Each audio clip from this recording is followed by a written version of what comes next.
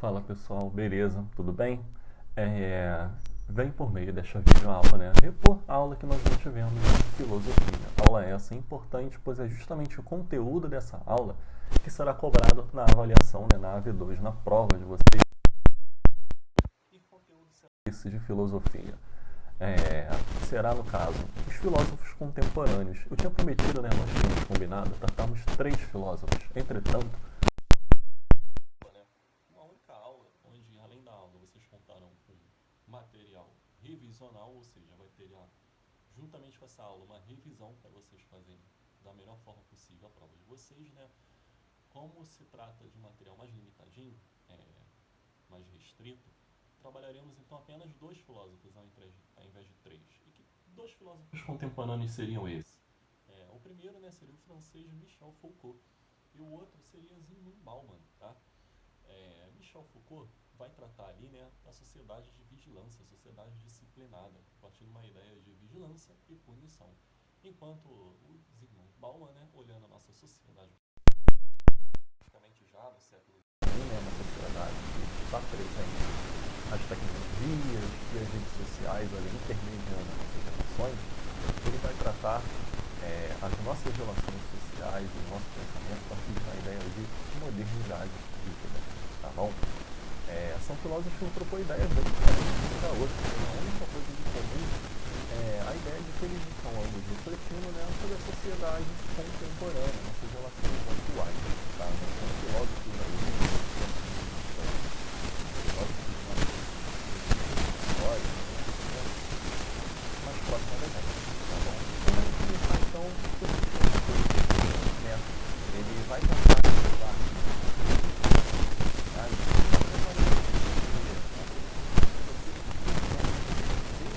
produções voltadas ali para estudar, por exemplo, a questão da leitura, até para como a nossa sexualidade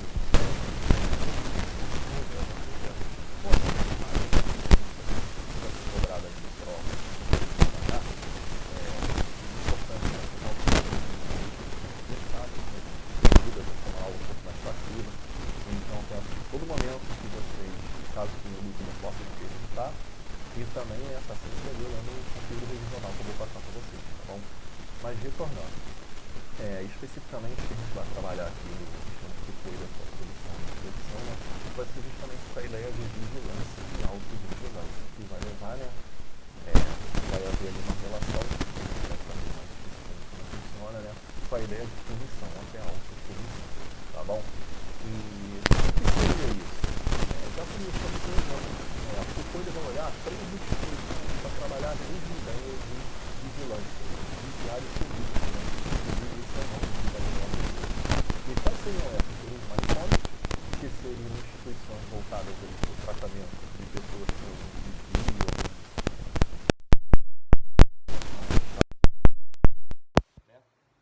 as prisões, os presídios e as escolas. O que é um manicômio, um presídio?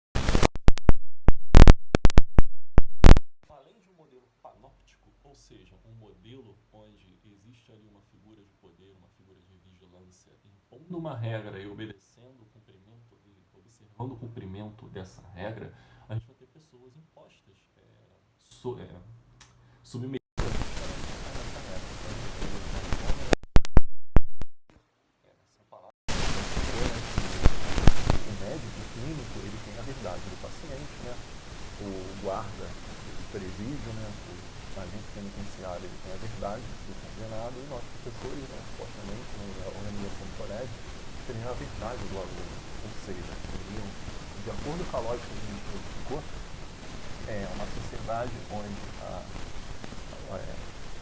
a implementação de normas e disciplinas seriam feitas por organismos e figuras de poder, onde essas normas seriam incorporadas consciente ou inconscientemente pelos às quais são submetidos, tá bom?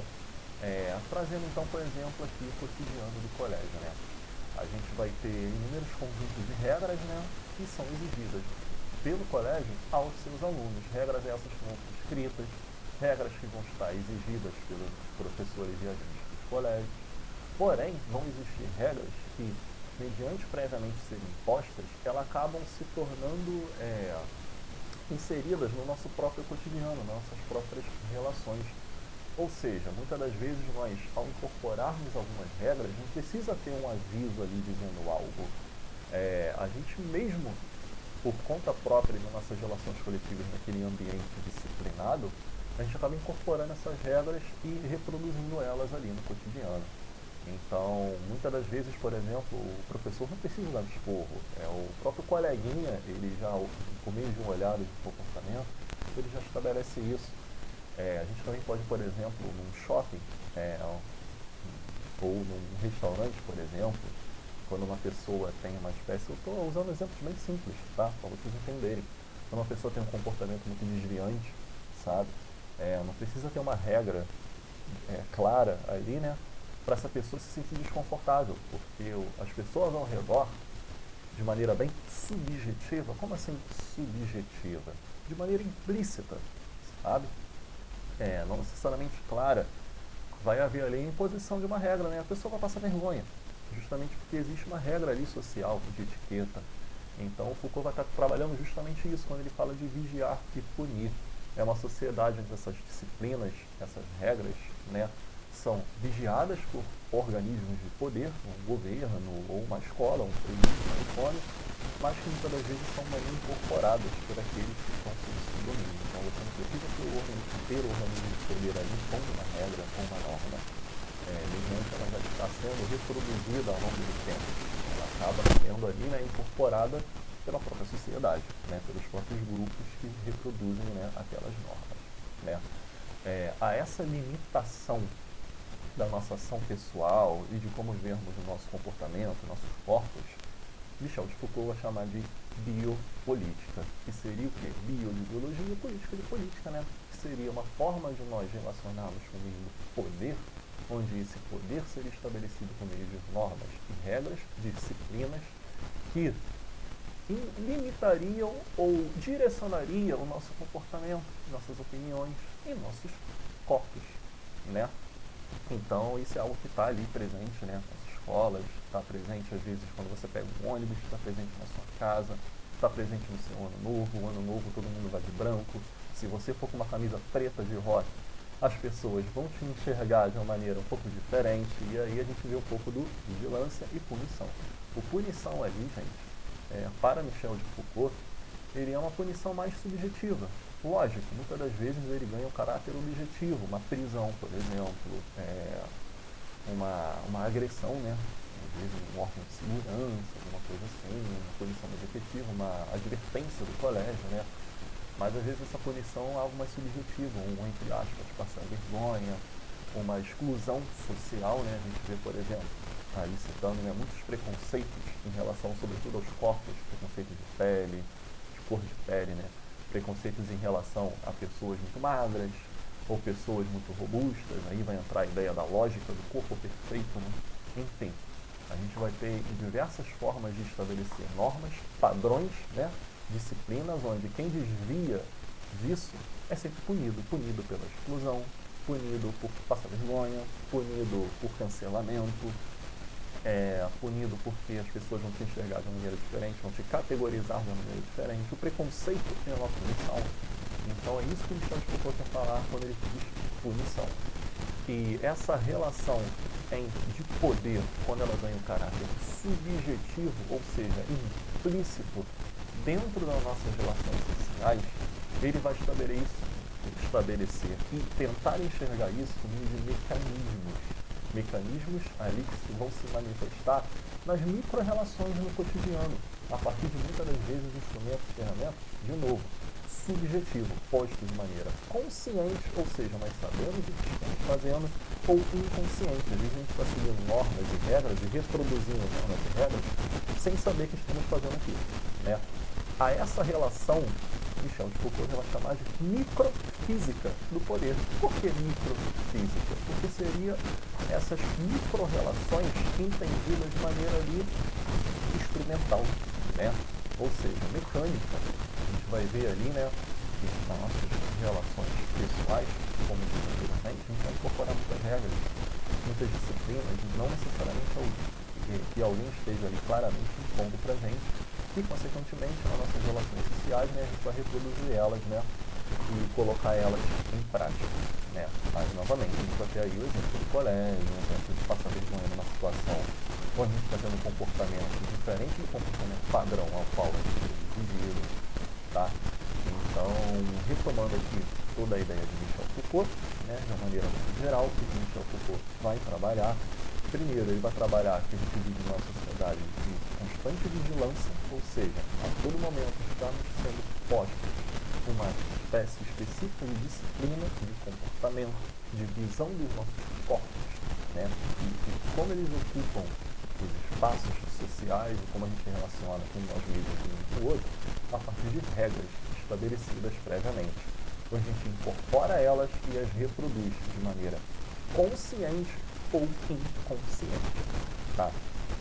Precisando ali estar com uma figura de poder ou não, uma figura de poder exercendo uma vigilância ativa, ou sem a figura de poder, nós mesmos incorporando essas regras, essa sociedade disciplinada, exigindo ela essa autovigilância de maneira subjetiva, tá? E, para finalizar Michel Foucault e passarmos para o próximo filósofo, né, o Bauman, lembrar que microfísica do poder, então, né, vai ser essa sociedade disciplinada na prática. Então, como na nossa prática cotidiana, né, nós vamos incorporar essas regras. E quais consequências que essas regras têm, muitas vezes, na nossa vida, né? Muito dessa sociedade disciplinada, como dito, ela vai, por um lado, ordenar as nossas relações sociais, mas, por outro, impor padrões e exigências que nós, infelizmente, não podemos cumprir, não queremos cumprir ou não nos encontramos confortáveis em seguir determinadas normas, padrões, regras, sejam padrões de corpo, a gente não se enquadra num corpo perfeito, e por causa disso essas pessoas sofrem preconceitos, né? Porque, outro exemplo aí, trabalhando com o colégio, nós temos uma forma específica de refletir sobre determinado conteúdo, um posicionamento específico frente a um conteúdo, e quando a gente coloca isso dentro das regras do colégio, muitas das vezes os alunos podem vir a ser limitados, né? Porque, por exemplo, uma prova escrita, vamos supor que você, aluno, você, aluna, consiga responder um determinado questionamento de maneira mais fácil, explicando oralmente ou por meio de um desenho. Mas é exigido de você que você prove o seu conhecimento de maneira escrita numa prova, numa avaliação escrita, né? Isso é uma maneira, né, de impor uma disciplina a vocês, onde vocês têm uma maneira específica de se expressar, mas que, por meio de regras e disciplinas de uma escola, por exemplo, vocês são obrigados a se expressar de uma determinada maneira, não é? Então, a sociedade disciplinada para Foucault seria isso. Ela se manifesta a partir de uma biopolítica, onde a gente vê o poder institucional, né? Ou seja, o manicômio, o governo, as escolas, um presídio, um estádio de futebol, né? Ou seja, instituições que vão ter regras, vão ter disciplinas e nós vamos incorporar elas, né? Conscientemente ou não, nas nossas relações sociais, nas nossas relações com nós mesmos, no nosso comportamento, no nosso corpo. Por isso, biopolítica. Manifestando-se aí nossas micro-relações a partir de microfísica do poder. Ou seja, nós vamos incorporar essas regras, né, de estabelecer relações de poder ali entre a gente. Vamos se adequar ou não. Tá? Já Zygmunt Bauman, ele já vai pensar em outra coisa. Se por um lado, ele reflete como a disciplina que nos é imposta modifica o nosso comportamento, Bauman vai dizer como o nosso comportamento muda em relação ao outro. Lembrando que Bauman ele já vai produzir ali no século XXI, o século da tecnologia, o século das redes sociais, onde as nossas relações vão perpassar agora dentro desse ambiente. Além disso, é uma sociedade de velocidade, as coisas são muito rápidas, a gente entra e sai de uma empresa muito rápido, a gente conhece pessoas e deixa de conhecer e se afasta delas de uma maneira muito veloz, né? E além disso é uma sociedade de consumo, ou seja, nesse caso específico da filosofia, né, pensar ali a partir de Bauman, sociedade de consumo, né, com uma maneira da gente não só se identificar e escolhermos, por exemplo, um time, um gosto musical, até mesmo consumo propriamente dito de um produto, de um nicho cultural, né? de uma maneira onde ele seja esvaziado, ou seja, mais do que a gente refletir sobre o que nós estamos consumindo, que identidade nós estamos abraçando, ela vai ser colocada para a gente de maneira bem superficial para que a gente escolha. Resultado, para Bauman, isso tudo vai levar a que a gente viva uma vida mais fluida, mais líquida, por isso que ele chama modernidade líquida. E o que seria essa liquidez, essa fluidez do nosso convívio, na nossa relação social?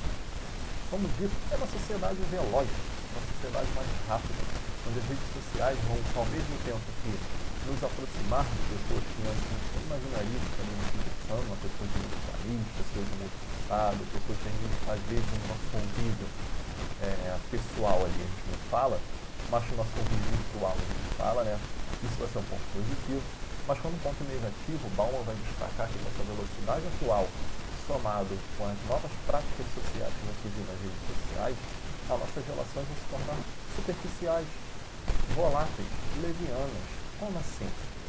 Exemplo, e isso é um exemplo que o próprio Zygmunt Bauman vai utilizar.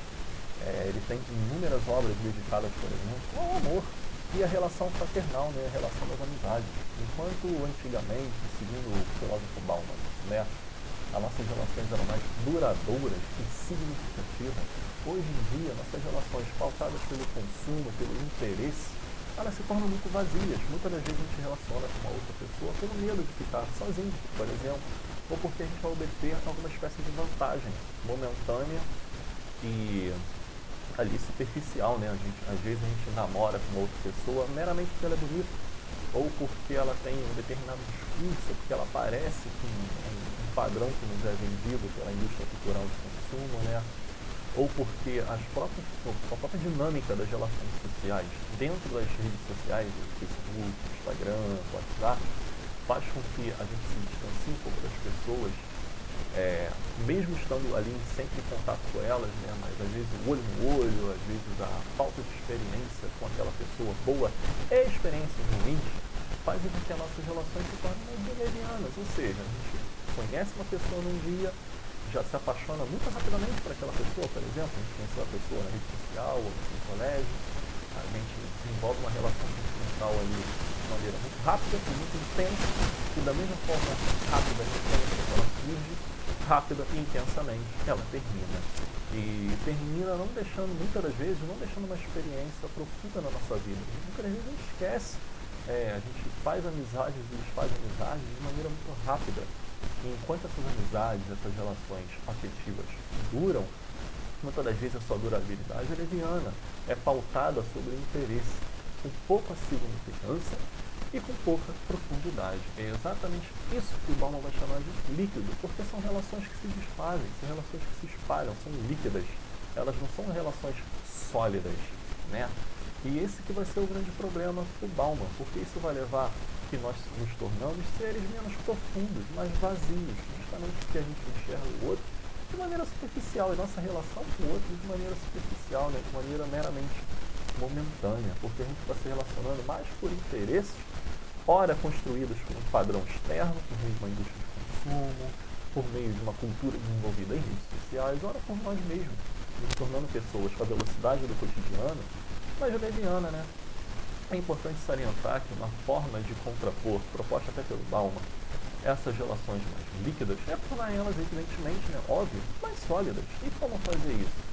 Criando significados sobre elas, os tornando mais profundas. É sempre bom lembrar que, ao longo da nossa vida, nossas relações fraternais, afetivas e profissionais passam por momentos bons, mas também por momentos ruins. E ambos, somados, servem para construir uma maior experiência nossa em relação com o outro. Então, uma relação amorosa nem sempre vai ser algo bom, vai ter coisas ruins. E não só vivenciar profundamente a parte boa, como também aprendermos significativamente a parte ruim, sem desistirmos ou meramente, a partir do momento que aquela relação não obedece ao nosso interesse momentâneo, deixar de estabelecer ela, dando tempo ao tempo, trabalhando os erros e acertos, as coisas que a tornam positivas, mas também negativas, que nós tornamos essas relações mais duradouras e, portanto, mais profundas.